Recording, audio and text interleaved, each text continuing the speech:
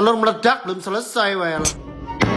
Aku tuh udah bosen banget guys sama telur meledak ini. Udah berpuluh-puluh kali nggak pernah meledak. Ya udah aku mau bikin telur meledak tapi ini yang terakhir ya. Mudah-mudahan yang terakhir ini meledak berhasil. Jadi aku otomatis nggak punya hutang lagi. Ini aku rebusnya 6 menit. Diamkan dulu sampai adem. Setelah udah diketok-ketok lalu kulitnya dikopet-kopet begini aja, Wel. Ini tuh masih gembur-gembur dan kuningnya tuh berkilau banget guys. Aku tutupin gelas karena yang ditutupin gelas tuh udah pada berhasil guys. Aku pakai suhunya 400-an tuh. Ini lebih panas lagi dan durasinya 50 detik lah ya. Aku ngevideoin tuh kayak agak was-was gitu guys. Karena suaranya bergemur kenceng betul kan bener. Dia udah meledak di dalam guys. Coba kalau nggak ditutupin gelas, pasti di dalam microwave ini pada berhamburan telur guys. Ini karena ditutupin gelas jadi uap udaranya tuh segitu-gitu aja. Jadi kayak bocah beranak gitu. Gue tuh jujur muak banget, bosan banget. Tapi kalau nggak berhasil penasaran banget sama siluman lampor ini. Masukin ke mulut mungil.